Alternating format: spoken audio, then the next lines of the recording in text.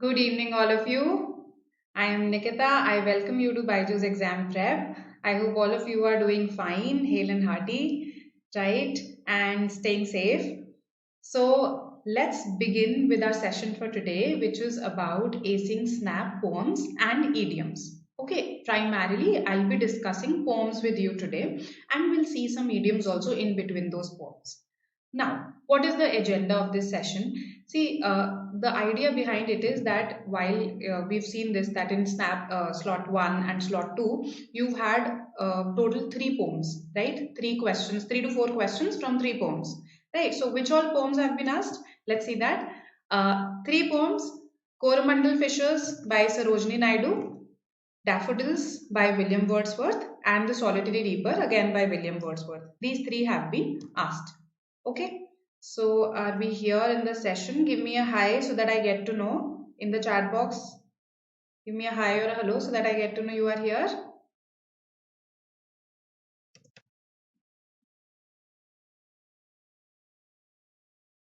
Welcome, Abhishek. Right. Now, what we are going to do today is we are going to pick up such popular poems only. These three are very popular poems. In fact, they were a part of some of your syllabus also, right? So, Daffodils, The Solitary Reaper, they were a part of my syllabus. So, we're going to pick up such poems. Now, before I begin, I'm giving you a homework right away. Read this poem called Palanquin Bearers by Sarojini Naidu. Again, I think this is still a part of class 7 English syllabus. Okay, I haven't included this poem because you already got one by Sarojini Naidu, so I didn't include this one. So this is your homework, you have to do it. I'll also give you some homework related to idioms today. Okay, so when we come to it, I'll tell you. All right. So the question types that have been asked in the previous two slots, they have been all grammar related. Okay, identifying parts of speech. They'll pick up a line from the poem and ask you if it has proper grammatical structure or not, or they'll ask you which line has proper grammatical structure, which line has all the grammatical elements in the proper sequence. So the questions have not really been very, what do I say, esoteric? No, they have been more or less grammar based questions. And I think for Snap, you have prepared for parts of speech questions. Parts of speech questions have always been there. So just that now they're asking you these questions through poems. That's the only difference. Okay? Right. Hello, VM, Rishabh, Mayank, Abhishek. Good evening. Good evening, Ashutosh.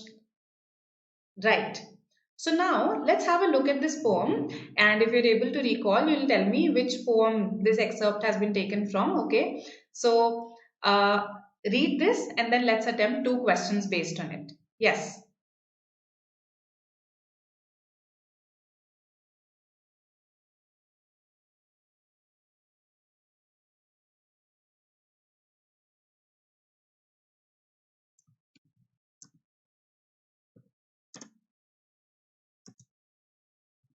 I hope you've read it. I come from the haunts of Coot and Hern. Coot and Hern. Okay. I'll not tell you the meanings right now. I'll discuss them after we do the questions. I make a sudden sally and sparkle out among the fern to bicker down a valley. Right. So now here's your first question. Okay. So there's a word sudden that has been used in the poem. You have to just identify the part of speech of that word. Okay. Tell me, what should that part of speech be?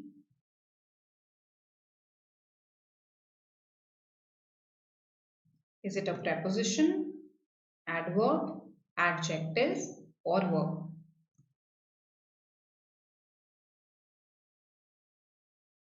Let's see what you say.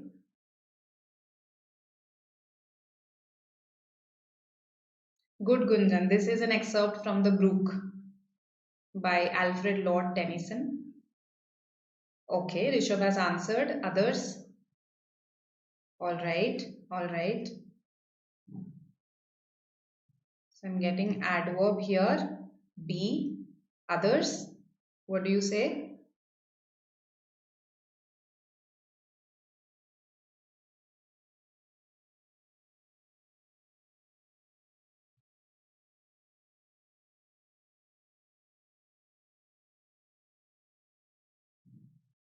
Okay, so I've got just one adjective. Apart from that, everybody says adverb. All right. So we have to understand this line to answer this question. I make subject verb a sudden sally, right? I make a thing or something, right? Even if you don't know the meaning of the word Sally, I make a something. So that thing has to be a noun, isn't it? When I say I make a dash, so I make a thing. So this is a noun here, and something that describes a noun or a pronoun is not an adverb, it is an adjective. Okay, so C is our answer here. Good, Abhishek, Gaurang, good. Okay, so adjective is the answer here. So we'll try to see some tricky ones today. Okay, I've tried to keep the level of the questions to be relatively difficult today. Not very difficult also. Okay, but yes, relatively more difficult than SNAP. That's what I've done. Okay, I've created all these questions, picked up all these poems, popular poems, usually the ones that are there in CBSE, ICSE. Those are the ones that I've picked. Okay, now let's look at the parts of speech of these other words also. From, I come from dash. So from is a preposition here. How did I guess this? How did I actually come to that answer? See, in general, I know that from is a preposition. Also, whenever you have to check whether something is a preposition or not, see what comes after it. If after it there is a noun or a pronoun, that increases the likelihood that yes, this is a preposition, because a preposition usually exists as a prepositional phrase, which means a preposition plus a noun or a pronoun.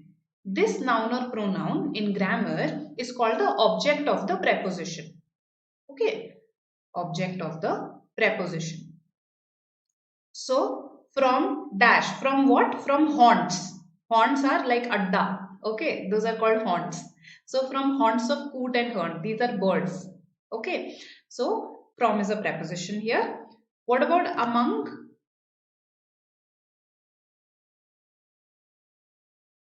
What about among?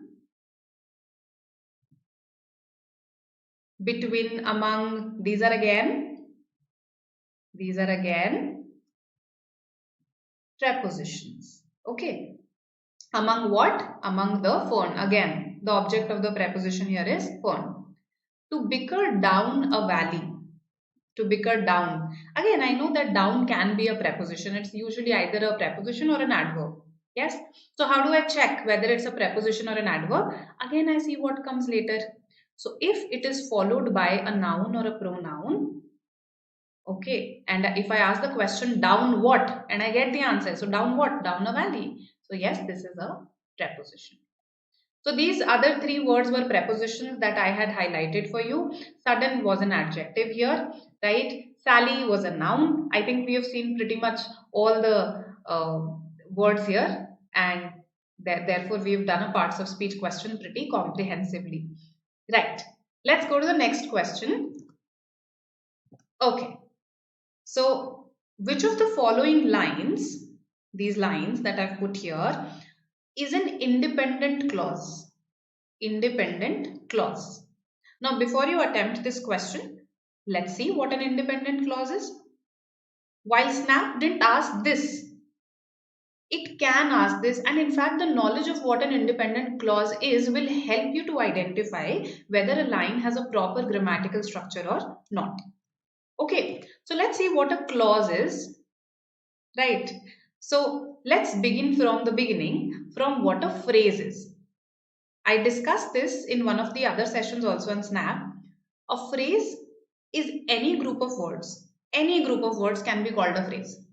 Okay. Usually, what do we call a phrase? Any group of words that makes some sense but not complete sense. That makes some sense but not complete sense. For instance, if I say on the table,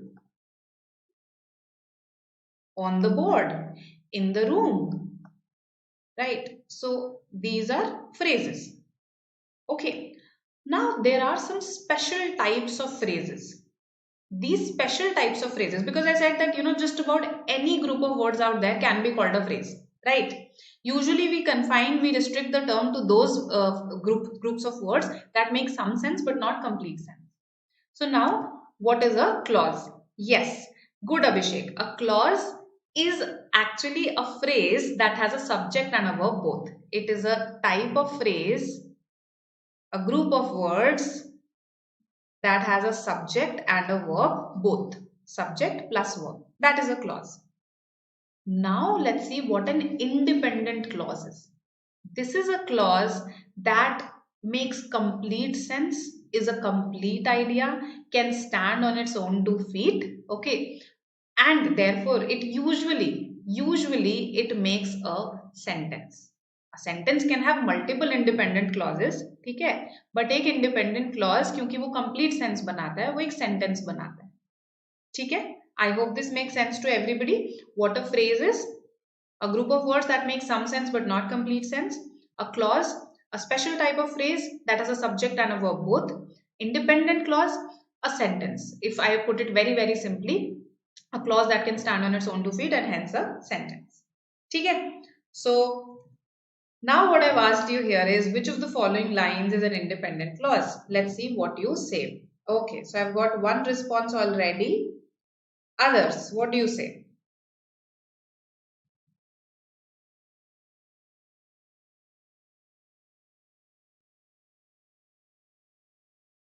Okay, Rishabh also says B. So sparkle is a verb, bicker is a verb here, right?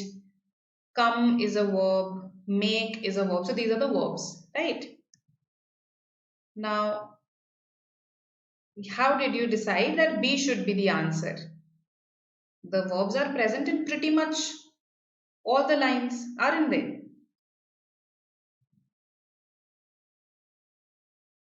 Okay, A, B, all right. D also I've got none of the above. Okay. Yes, others. B. Okay. B is the answer. Good. So I think I kind of made it pretty evident when I said that, okay, this is the subject here, I, the doer of the action, a very simple, crude definition. The doer of the action, I, make, verb. So subject plus verb, and this makes complete sense. I make a sudden sally. If I put a full stop after it, no, it makes complete sense. So I make a sudden, what is a sallying movement? I make a sudden sally. It's a sort of a surging movement. When something, when water rushes, charges, surges, that is sallying, right? So I make a sudden sally. It is a complete idea, and that's why it's an independent clause. And sparkle out among the fern. This does not have a subject. This is just a phrase. To bicker down a valley, just a phrase. Okay, D, no. We have B. B, Bangalore. Yes. Now, I have some questions here. Let's see. Can an exclamatory sentence be regarded as an independent clause? Yes, absolutely. An exclamatory sentence, because it will have a subject and a verb, it is a clause. Okay, it is an independent clause, right? So, for instance, if I say, "What have I done?" and I put an exclamation mark after this because I am really regretting what I've done. Okay, what have I done? This is an independent clause, right? Okay, then hi Himanshu. Okay, so this was our first set. This was an excerpt from the book. Okay, I read it in class 9. Probably you read it at some other class. Okay, times have changed, things have changed. Right. Now, why did I keep the topic of today's session as idioms also? Because I want you to work on idioms. Okay, so your exam is on Jan 16. So you still have 4 days, right? Of course, 16th is the exam itself. And even if you don't want to study on, let's say, the 15th, you still have 3 days and some hours of today, right? So I want you to learn some idioms in this time frame, okay? And I know this sounds, to some of you, this will sound like an exercise at the last minute, but it can help you, okay? Idioms, uh, if even if you just go through them, you don't have to really rote memorize them. Even if you just go through them, it might click in the exam. quite quickly, right? So I'll suggest Renan Martin, the grammar book, has just 4 pages. Has just 4 pages, and the chapter is called Idioms Continued. Why continued? Because there's a previous chapter that talks about phrasal verbs. Phrasal verbs also happen to be idioms, but I want you to do this chapter called Idioms Continued. It has just 4 pages, so even if you do 1 page each day, you will be able to get through this, right? And then when I meet you on January 14, I'll check your progress, how much you've done. Okay, so I'll meet you January 14 at 1 p.m. on YouTube, and I'll ask you how many idioms you've learned, how many idioms have you gone through, right? So I just want you to do this because see, 3 questions in slot to work from idiom, so why to lose those marks? And it's just 1 page every day. You'll just have to sit for what, 20-25 minutes? So you'll be done in that time. Okay, all right. Now, if Sally is a movement, an action. Okay. I understand your query, Ayushi. See, Sally is a verb also. Sally is a verb also. So, to Sally, when I say that. She sallied across the room. Okay, if I say that. Or see, she sallied into the room, not across. She sallied into the room. She suddenly charged into the room. Okay. So, in this sense, yes, here it is a verb. Okay, but when I say make a Sally, here you are naming that action. You are naming the action. And that's why it is a noun. That's why it is a noun. Okay, to give you a loose analogy, see this. When I say she swims. Here it's a verb. But if I say swimming is my hobby, here I am naming the action. And that is why it is a noun here. When I say swimming is my hobby, this is a noun. Okay, I hope this makes sense now. All right. So Soumyadeep says B, Siddharth says B. You've started answering this question already. All right. Siddharth Goyal says C. All right. Acha, you've changed your answer. So obvious truth or foreboding? Why I included this question was because on the internet, the answer for this has actually been given on some of the websites. The incorrect answer has been extended. So that's why I included this question. I know that the answer given on some websites is obvious truth, but actually, if you go into the depth of this idiom, writing on the wall, to see the writing on the wall is to have, when this thing becomes apparent that something bad is going to happen, that is to see the writing on the wall. So the meaning would not be an obvious truth, the meaning would be foreboding. Okay, so C is the answer here. Good. Those who changed their answers. Okay, so foreboding is again this feeling, this apprehension that something bad is going to happen. That is foreboding, right? So that is the answer here. It's not an obvious truth, it's something that's going to happen in the future. So I'll tell you first, I first came across this idiom in class 10 in our history book. We were reading about the Quit India movement, and there was this sentence that said that after the Quit India movement, the Britishers saw the writing on the wall. What is it that they saw? They saw that okay, they will have to leave India. Now things have become so charged that India won't accept British rule any longer. So to see the writing on the wall, to understand finally that okay, something bad is going to happen. Okay, to have that apprehension. All right. Welcome Vishwas. Welcome.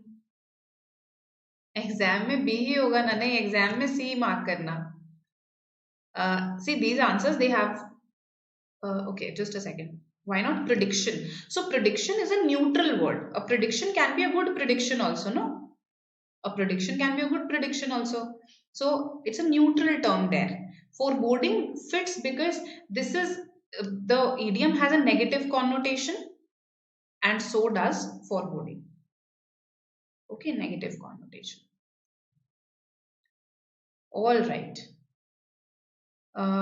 Tense as asked in slot 1. Okay, tenses. So Shubham, what I'll do is on January 14 we have the Snap marathon session. So the expected questions in Snap. So there I'll include some tenses questions. Okay, and then I'll explain those questions to you. Probably that will help you in understanding the concept. Okay, that can be done. All right, let's go to the next one. Yeah, so our team has posted a message in your chat box. So we have started this thing that wherein our faculty members come and interact live with you on our Telegram group. Okay, so the exact link to join that particular group has been given to you by Byju's MBA Doubts. Okay, and it's a video interaction. They come and interact live with you. So in case you have any queries related to, let's say, admissions, percentile, I just saw a message. Okay, you can post these here and we'll answer. All right.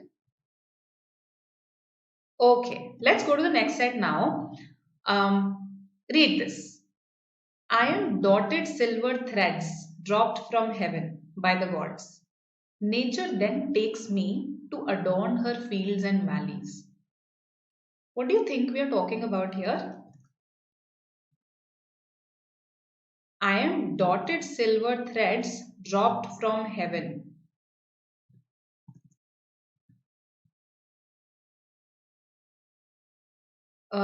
This will be for VARC, Ayushi. The marathon will be for VARC. I'll take it for VARC, okay?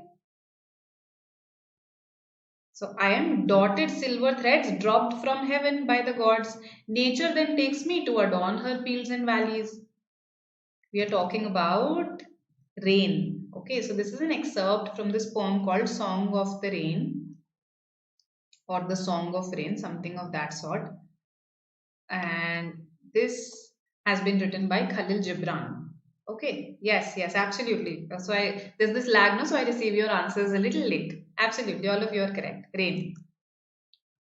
Okay, coming to the first question, I have highlighted some words for you. Which of the following highlighted words, which of the above highlighted words as used in the poem is an adjective? Okay, so which of them is an adjective, and here are your options. Tell me.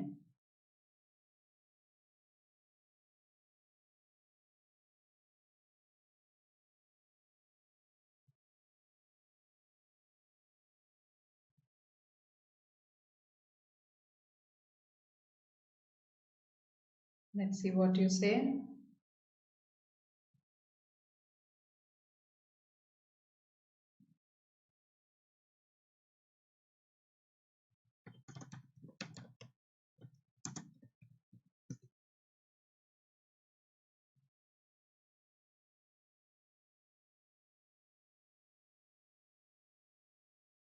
Okay, so I've got A, mostly A's. Okay, one C. All right, all right. A and C, that's what you've narrowed down to, it seems.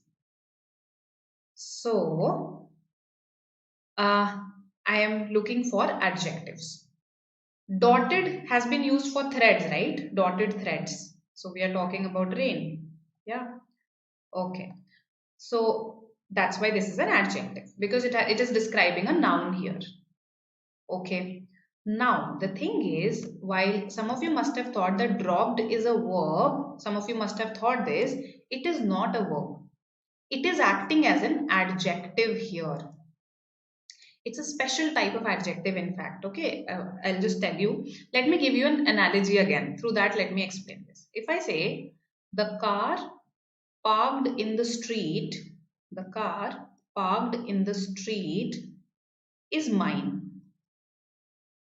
Okay. So here, I understand that, to park your car is an action. So to park the car is an action. I absolutely agree there. But here, am I using it as a verb? Am I using parked as a verb? What is the verb in this sentence? Tell me.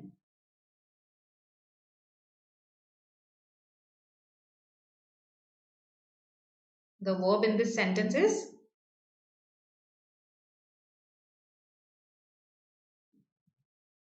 The verb in this sentence is. Okay, this is the verb here.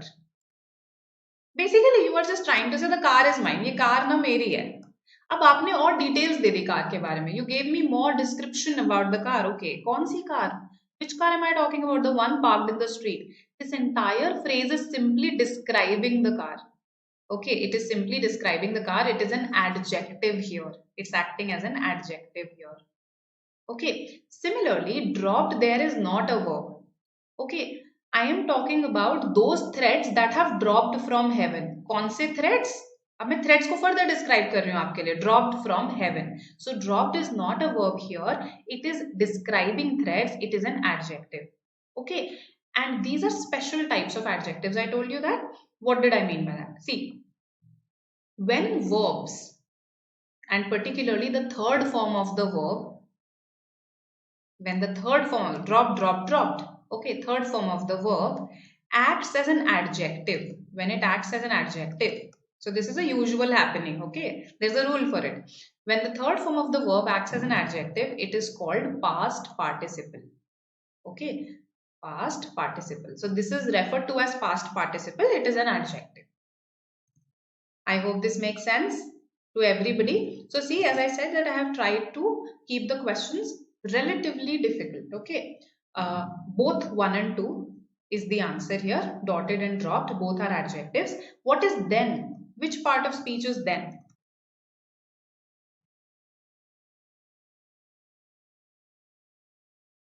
Ever is an adverb, but it depends where you are using it. Okay, so if I say I will not meet her ever, I'll not meet her ever, here it is an adverb, because you are telling me what will be your frequency of meeting this person. You're never going to meet her, not ever. Okay, so ever is an adverb here. Now if I say the no, here also it will be the ever charming woman, there also it will be an adverb. Ever so grateful, it's an adverb. Ever is an adverb. Okay, so when you, even if I say the ever charming woman, that means somebody who always charms you. Even there it is acting as an adverb only, because you're describing charming. Okay, always charming, it's an adverb. All right, always. So where were we? What is then? Yes, so some of you have answered. Let me see what you say.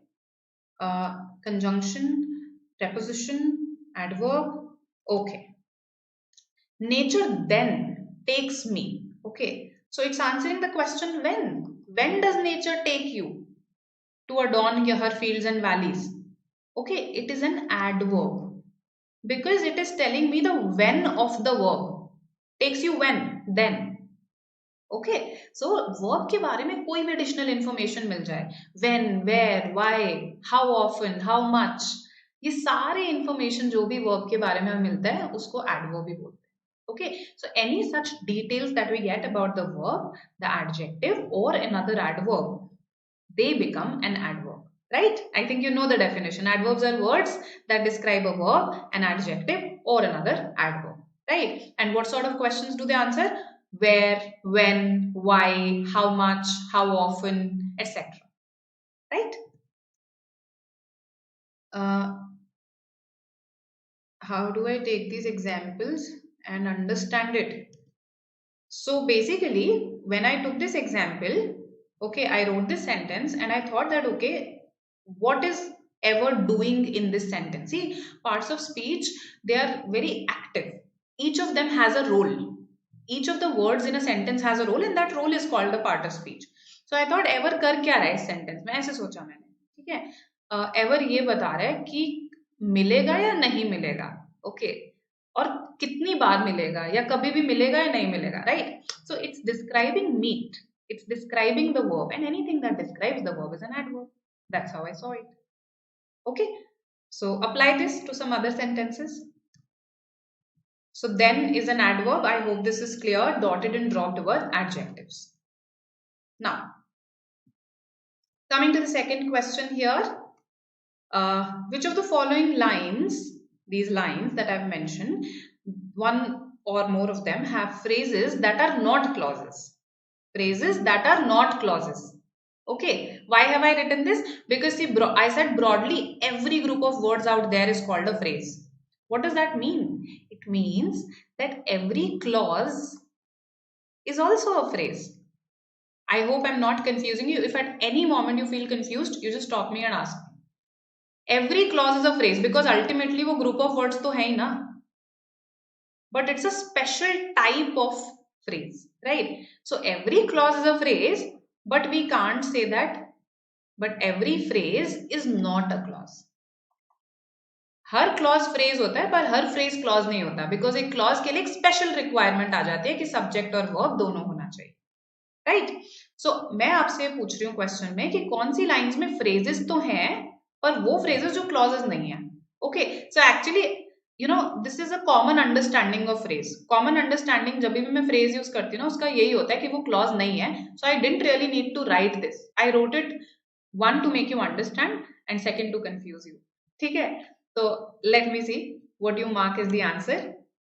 I'm getting only 3. Raviraj, Ayushi also says that. Others?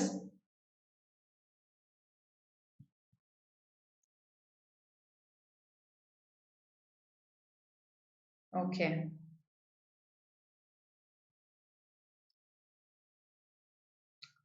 For grammar practice, see, it depends on what you want to practice.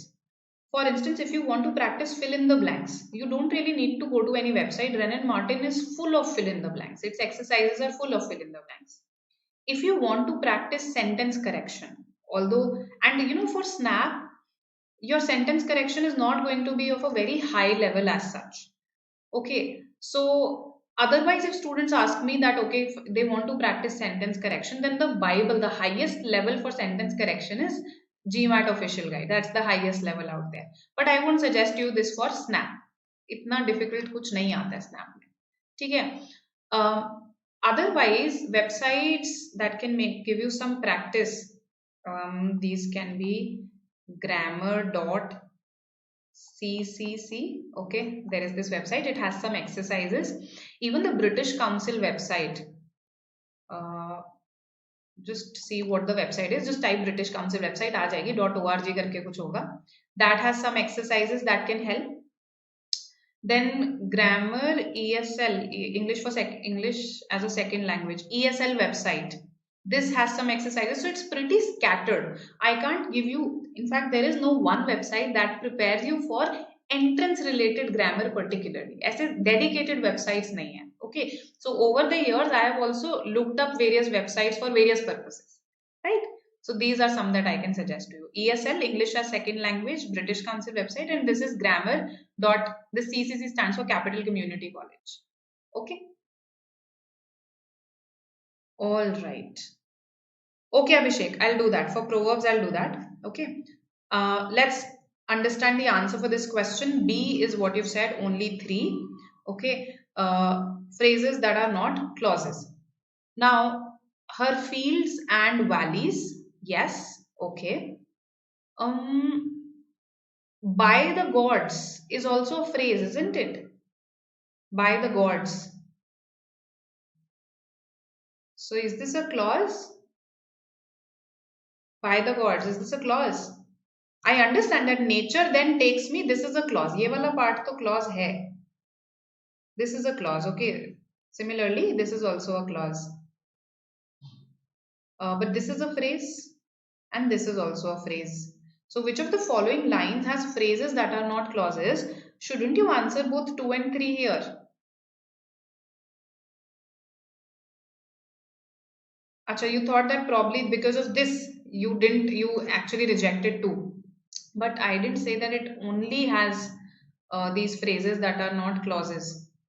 If I had said only, if I had used the word only, then you could have rejected 2. But otherwise you can't reject 2. 2 में भी है ना एक phrase जो clause नहीं है, तो फिर both 2 and 3 होना चाहिए answer. Don't you think? So good, Palak. D is the answer. Okay.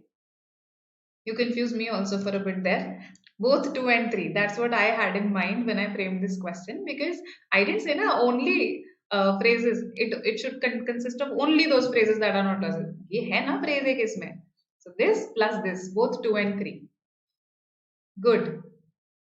Raymond Murphy is also a good book. Yes, yes, yes, yes. I because I studied from Renan Martin since childhood, so that's why I am used to it, but Raymond Murphy is equally good.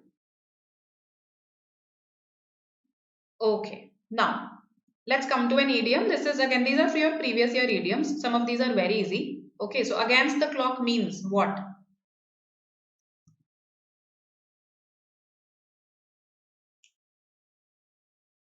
Good, Palak. Yes, logical हो गया अभिषेक ये वाला.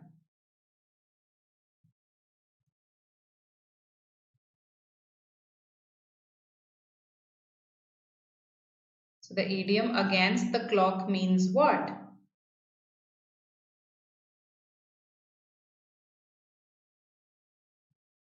A, B, all right. B. The easiest question out there. B. Absolutely correct. B is the answer. Rushed when you're working against time. Against time is also an idiom. Against, just like against the clock, against time. Okay. That means you are short on time. You have a deadline that you have to meet. I wanted to discuss two related idioms: all the time and at all times. All the time and at all times. There's a subtle difference. Not really subtle, there is a difference between these two. If I say at all times, what do I mean? Always or frequently? Tell me.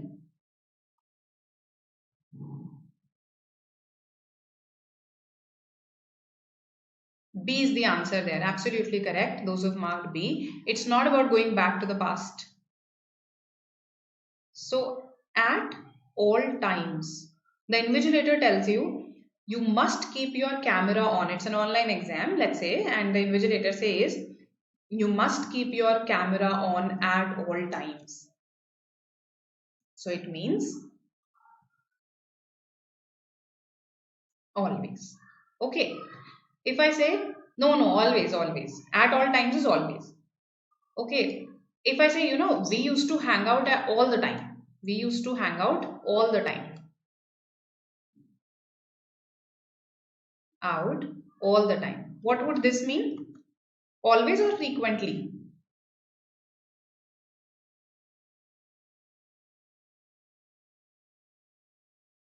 This means frequently. So this is the difference between at all times and all the time. At all times matlab hamesha, always. All the time means frequently. Alright? B is the answer here. Hope this is clear to you. So far so good. We've understood everything. Yes. I think one of you was asking me to explain this again if I'm guessing it correctly. See, I asked you which of the following lines has phrases that are not clauses. So you had to look at every such line that had phrases which were not clauses. So even line 2 has a phrase which is not a clause. So your answer should be both 2 and 3 and not only 3. Okay, that's what I was saying. Alright. If I had said which of the following lines has only phrases, then yes, 3 would be your answer. If I had said that it has only phrases, then 3 would be your answer. Because यहाँ पे clause तो है ना साथ में, तो फिर हम नहीं mark कर सकते 2 and 3. Yes, proverb sources. Coming to that, so again, if I talk about idioms and proverbs sources, some resources for that, some of them have become paid. So earlier I used to suggest Vocab 24. This is an app that has a list of idioms and proverbs. In fact, it presents them in a very interesting manner. Just check if they have become paid now, because that's what one of the students informed me. Okay. Apart from this, there is this website called phrases.org.uk. But the thing is, it is like an encyclopedia of proverbs. It has a list from A to Z of idioms and proverbs. So for your exam purposes, I think it will be a humongous list. It will be a pretty huge list. Okay. Then apart from this, where can you learn proverbs from? Vocab 24 is there. These are the sources that I know. Just Google once. Apart from this, you have to Google. Okay, because these are the sources that I am also aware of. Again, there is no one particular website that will give you entrance dedicated material. Here as well, you have to really juggle. Okay, so this could be one of the sources if it's still not paid, and this is the other source. All right. Okay, it's paid. Oh yes, yes, it has become paid now. So, but some of the features may be free, so just check if this is free, because earlier it used to be. मैंने यहीं से learn करे थे बहुत सारे. ठीक है? Just check once. Okay, so I think this everybody will recognize very easily. This poem, set 3. Tell me. It is an ancient mariner, and he stoppeth one of three. By thy long grey beard and glittering eye, now wherefore stoppest thou me? So, and he stoppeth one of three. I think this is clear. By your long grey beard and glittering eye, now why do you stop me?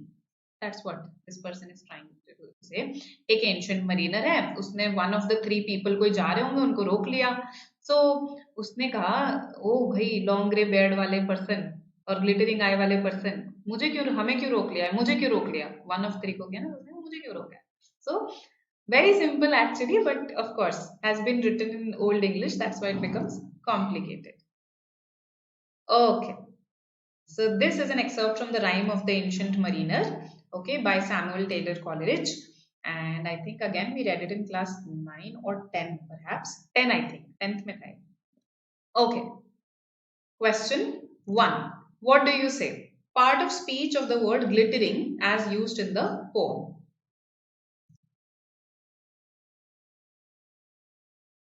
Yes, the Rime of the Ancient Mariner. Correct, correct. V.M. Ashutosh. In fact, the spelling of rhyme was also different back then. It was R-I-M-E. Yes. Correct, Gaurang, correct. So, glittering. Which part of speech is this? Okay. Palak, Gaurang, Rishabh. Chase the adventure. Abhishek, Raviraj, Rajkumari. All of you are saying C. Good. C is the answer. What kind of eye? Glittering eye. Chamakti hui eye. Okay, so C is the answer. Okay. Simple enough. Now, which of the following lines is the most correct in terms of grammar and language? Tell me. The most correct.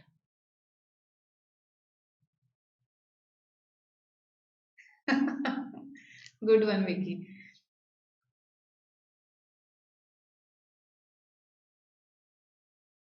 Most correct in terms of grammar and language.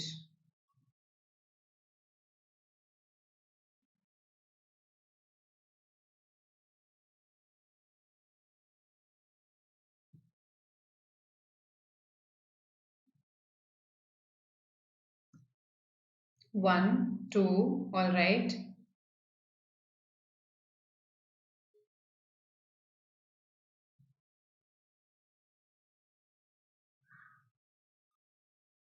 Yes, what do the others say? C. Line 3 bhi aa gayi. Okay. See, why I added most correct was because see, it again, what is correct, what is not correct is a lot of times a product of time. Okay, so this is not incorrect English, just that it is old English, right? Similarly, old English, old English. So these three sentences are from old English. However, when we look at this, such a simple sentence and a grammatically correct sentence, it is an ancient mariner. So if such a question comes in your exam, then line 1 is your answer. It is an ancient mariner, makes perfect sense, is grammatically correct. Yes, modern English, only one fits. A is our answer. Okay, so Rishabh, that's what I said. No, that's why I added this here, that which is the most correct. One of the things that I added was most correct. So I am not saying that the others are incorrect in terms of language. So for me, something that would be most correct would be something that I can use. Okay, I cannot use stoppeth thy and wherefore stoppest thou me today, right? But yes, it is an ancient mariner. Absolutely, if I say this, everybody will understand me. That's why A is my answer. Okay. Yes, water, water everywhere and not a drop to drink. Correct. So the approach to such questions, as I just told you, first of all, you see, okay, if I ask you in terms of grammar, which is the most correct, so you see that, okay, fine, this is grammatically fine, and he stopped one of three, is not incorrect, but yes, it's just a phrase. By your long grey bed and glittering eye, okay, just a phrase. This is a complete clause. Now, why do you stop me? Okay, this is a complete sentence, in fact, but Old English.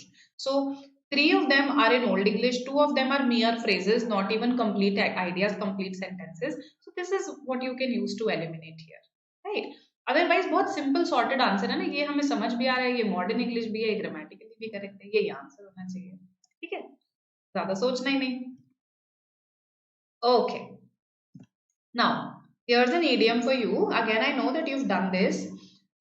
So very quickly tell me what the answer should be. A previous year question, of course. And needless to say that I expect all of you to go through that chapter, idioms continued from Renan Martin. Okay, I'll check how much you've done on 14th.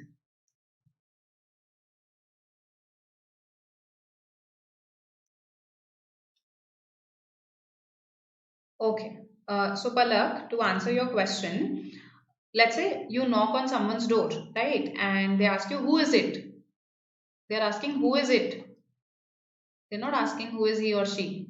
And you say, it is me, although that is incorrect. You should say, it is I, right? Or you just give your name. It is, let's say, Riya, it is Palak, it is whatever your name is, right? So, yes, you can use it for people also, provided that it is not really referring to you. It is not referring to you here. It is a dummy subject. Okay, you've initiated a good discussion. This is a dummy subject here. It is not the real subject of the sentence. The real subject is Riya Palak. This is acting as a dummy subject. For instance, when we say it's cold today, it's cold today, right? Or if I say it is raining, kya rain ho raha hai? It is raining. So this does not refer to anything in particular. This it does not refer to anything in particular. Okay, that's why this is called a dummy subject in this capacity. When I say it is raining outside. I hope this makes sense to you. So it was fine there. Now the idiom buy a lemon means, okay, D versus A. Now again I included this question because again on some of the websites the answer given is incorrect. Please do not go by, do not consider whatever answer has been extended by various websites as the Bible. Okay, it's not the last word. Always cross check once when it comes to vocabulary and grammar if in case you have a doubt. अगर बहुत ही clear है तो फिर बार बार क्या check करोगे? Okay, otherwise just check once. To buy a lemon, the answer is D here. The answer should be D here. This comes from a very popular economic problem called the lemons problem. You can read about it. Okay. It's a whole theory that students of economics read under asymmetric information and market failure. Okay, asymmetric information resulting in market failure. So just read about it. Basically, the crux of this theory is that if, let's say, the buyer and the seller, they don't have equal information. For instance, let's say I am selling a second hand car. I know the flaws of my car better than the buyer. Yes. And if I don't reveal that information to the buyer, if I hide that information and overprice my car and sell it, ultimately what will happen? The buyers of second hand car markets, they'll become very wary. वो नहीं खरीदेंगे क्योंकि उनको पता है over priced है car. And gradually even the owners of those second hand cars that are in good shape, they will pull away from the market. They'll pull out from the market because वो तो actually में high price deserve करते हैं ना, पर buyer देने को तैयार नहीं है बिकॉज बायर को लग रहा है कि आप चीट कर रहे हो उसको. सो अल्टीमेटली वी से in economics it is said the lemons, the bad cars drive the plums, the good cars, the good second hand cars drive the plums out of the market. So this is where this idiom has come from and no other option fits the bill. Okay. Okay. The downs are so pretty. There, down is a noun. If any website gives you anything else, that's incorrect. The downs are so pretty. Down is a noun there. Okay. All right. Though we are in an online class, I feel a strong vibe. Okay. Yes, I do meditate, Sujal. Though I don't do it every day, but yes, I try just like exercising, 3 or 4 times in a week. That's what I try. All right. It's a noun. Yes, Nikita. Down is a noun there. Okay. So these were our three sets of poems. Now I think everybody will be able to recall this poem if you have read it earlier. Yes, read this. Once upon a time a frog croaked away in Bingle Bog. Every night from dusk to dawn, he croaked on and on and on. Other creatures loathed his voice, but alas, they had no choice. And the crass cacophony blared out from the sumac tree, at whose foot the frog each night minstrelled on till morning light. Okay, so this is from which poem?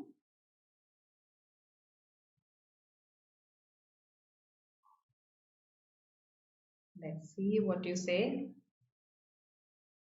The Nightingale, yes, the dash and the Nightingale. The Frog and the Nightingale by Vikram Seth. Vikram Seth writes some beautiful poems. The Frog and the Nightingale.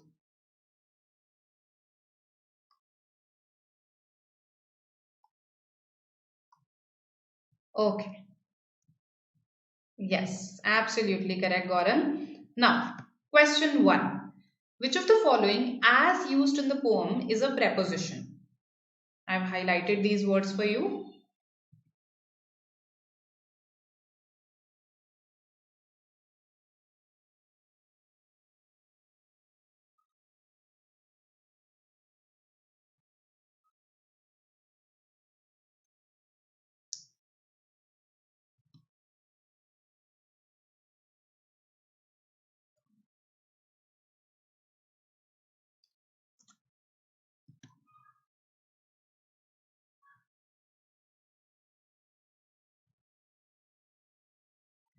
Okay. Vicky says C. Shubham says B.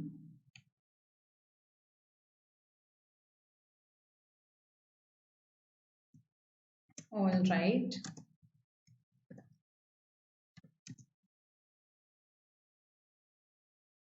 Let's say B, C. Primarily, that's what I've been getting. Okay. So away and out. That's what we have narrowed down to that. Okay, they could be prepositions. All right.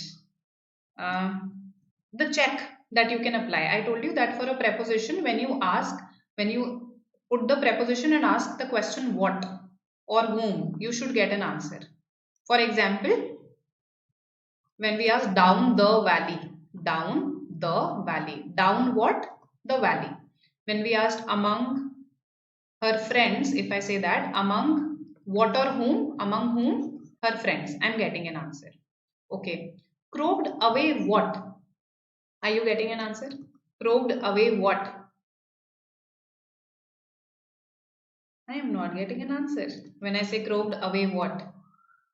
Eliminated. Okay. Blared out what? Blared out what? Do you get an answer? Any noun here from it? In fact, after it, I have a preposition. From is the preposition here. Out is not the preposition. Eliminated. Okay. Then what else? Any other option that I've got? A. Upon. Yes, that is the answer. Upon is the answer. Upon what? Upon a time. Alright, once upon a time. Upon is a preposition always. Upon is never used as an adverb. See, usually students get confused between prepositions and adverbs. This is what has happened in this question, and that's why I framed this question. Upon always a preposition. उसमें कोई doubt ही नहीं है. Okay. Now, let's see croaked away. Croaked where? Croaked away in a distance. That's what I'm saying. That his voice went to distances. So croaked away. Away is actually an adverb here. And how did I become sure that yes, this is an adverb and not a preposition? I asked away what? I didn't get any answer. Okay. Some of you must be thinking बिंगल बॉग है तो सही answer, वो in का answer है. In what? In बिंगल बॉग. So in is a preposition. In what? In is a preposition. Away का नहीं है answer. Similarly, bled out what? No answer. From what? Yes, I am getting an answer. From the tree. So from is a preposition. Okay. Out, again, blared out. I'm giving the direction of his blaring. It went out. So blared out, it is an adverb of place. Blared where? Blared out. Adverb hai again. So the distinguishing feature, whenever you feel that you're confused whether something is a preposition or not, ask the question what or whom afterwards. If you're getting an answer, then only it's a preposition. Otherwise, there's a high likelihood that it's describing a verb, an adjective, or an adverb. That means it is an adverb. Okay? Okay. Similarly, minstreled on. Yes, one of you said has to be on. So that's the very instant response when we look at this question. Ki on the preposition hoti hai. But don't we say he went on and on and on? He was just not, he was not ready to stay silent. Okay, he went on and on and on. There, on is not a preposition. Unless, again, you ask the question on what? When I said the laptop is kept on the table, मेरे को answer आ रहा है ना, on what? On the table. There it's a preposition. Okay, but here minstreled on what? I am not getting an answer. On what? No answer. So this is that sort of an on and on and on. बस करता ही जाता था, करता ही जाता था, बोलता ही जाता था. Voice निकालता ही जाता था. Used to keep singing. That's the idea. So again, it's an adverb. Okay, it is not a preposition. Till is the preposition here. Till what? Till morning light. Okay, till 6:30. Till what time? 6:30. Till what time? Morning light. You're getting an answer for what? Till is a preposition here. So I hope things are clear to you. Yes. So Vicky, a good observation here. So upon is usually used. You will see upon is usually used when I talk about something in an abstract sense. For instance, when I say the Christmas is upon us. So Christmas is not literally sitting on our heads. Yes, Christmas is upon us. Christmas is about to arrive. Upon is usually used when we talk about something in an abstract sense. Okay. Otherwise, on suffices. Otherwise literal cases में तो on suffice कर जाता है, upon हम usually abstract पे use करते हैं. ठीक है, आपको कोई मना नहीं करेगा. Nobody will stop you even if you use it in the literal case. Okay, they are interchangeable at times, but this is specifically reserved for the abstract senses. Okay, hope this is clear. And with this we are done with the first question. Now let's come to the second one. Which of the following lines is the most correct in terms of grammar and spellings? Yes.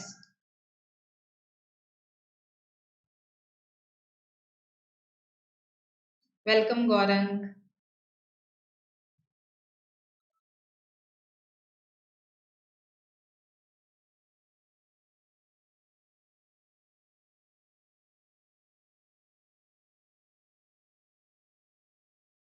He went on and on and on. Okay.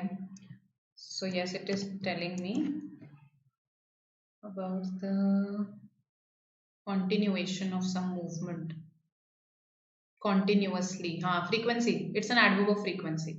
Correct.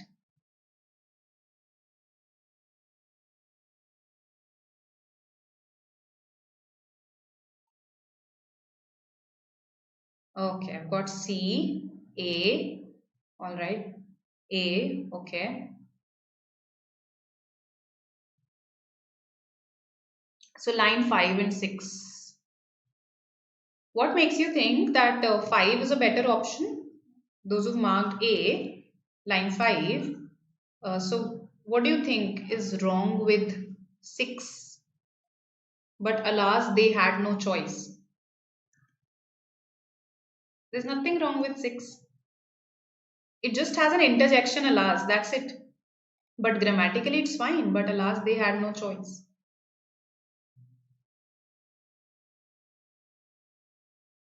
This is a complete sentence, okay? and it starts with but. Sentences can very well begin with but. There is a subject, there is a verb, they had no voice, there is proper structure, proper grammar. Alas is the interjection. That's why, it has been put in between these two commas, because interjections, when they come in between sentences, they have to be separated by commas. So both A and B are fine. C. Okay, exclamations are not necessary after interjections. Students often think that interjections, in fact, we teach you this way, right? In schools, we say that interjections are exclamatory words. But that does not mean you have to put an interjection, you have to put an exclamation after every interjection out there. It completely depends on your intention. Okay, for instance, oh, this is such a disaster. This is such a disaster. This is absolutely fine. You don't have to put an exclamation after O. Okay. If let's say you want to indicate the extent of her sorrow here, let's say this person is sad, then yes, you can put an exclamation, but it's not necessary. You have to separate them using commas, interjections. Okay. No, no, no, no. Whenever you put an interjection in between a sentence, you have to separate it using these two commas, which are called parenthetical commas. I think I may have told you this, parenthetical commas. Okay, you have to separate them using these two commas. This function like brackets, because this is something extra that you are adding in your sentence. तो ये आना चाहिए. अब यहाँ पे क्योंकि beginning it is, so of course you will not add one more comma here. That's why I put just one. Okay. Yes, see, ideally, yes, there should be a period after choice. There should be a period after voice also. But because this is in continuation, this is a stanza, that should not confuse you. That should not confuse you. Why? Because both line 5 and line 6, they had a comma instead of a period. So it shouldn't have confused you. See, it's all about elimination. I understand in a perfect world, अगर मैं आपसे correct in terms of grammar पूछूं तो यहाँ पे full stop आना चाहिए. But then that issue is there with both of them, and there is no none of the above as the answer, right?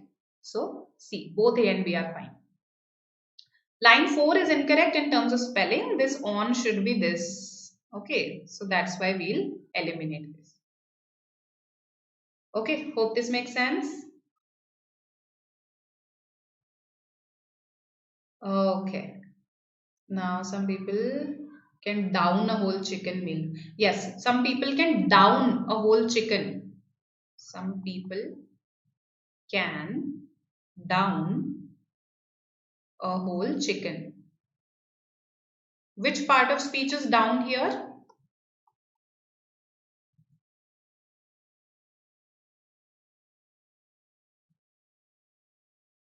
Creatures is plural and the other part of the line says is. No, no, there is no is, Rishabh. There is his. Other creatures loathed his voice. But alas, they had no choice. Yes, yes. Shubham, on and on and on would be correct. O-N, O-N.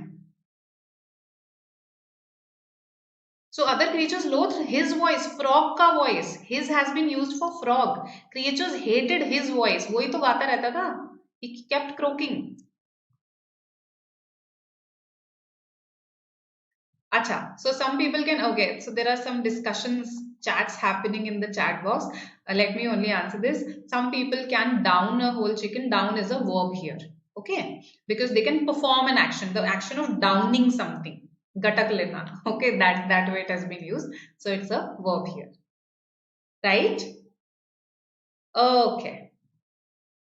Let's look at one more idiom. Okay, very easy. The easiest I've saved for the last.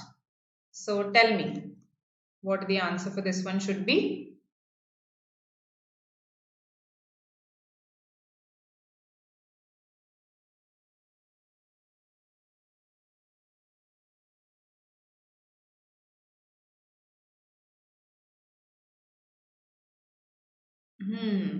C, okay. Vicky says C.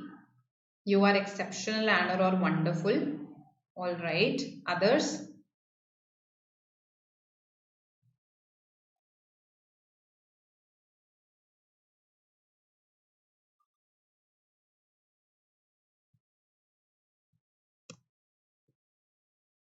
Exceptional, okay.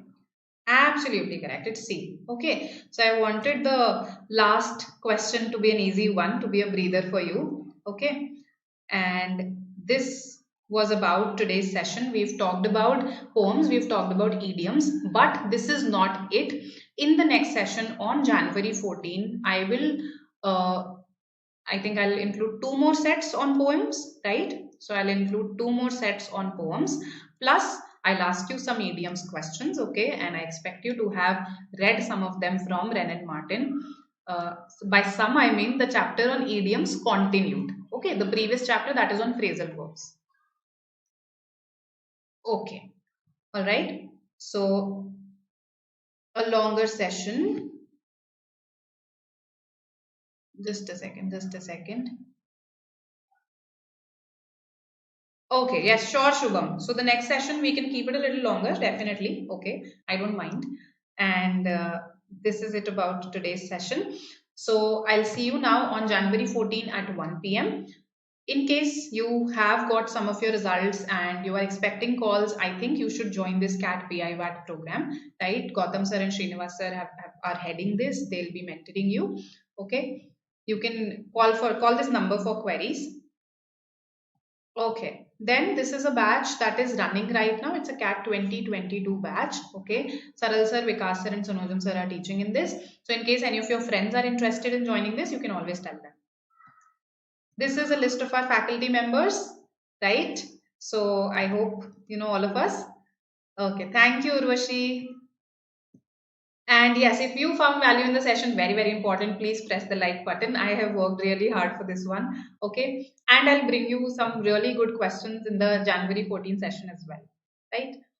Do follow us, particularly on Telegram, as I told you. We'll be taking up your queries, your doubts through live chats. Right. Parts of speech, yes, yes. We had some questions on parts of speech today as well. So I'll include more questions, definitely.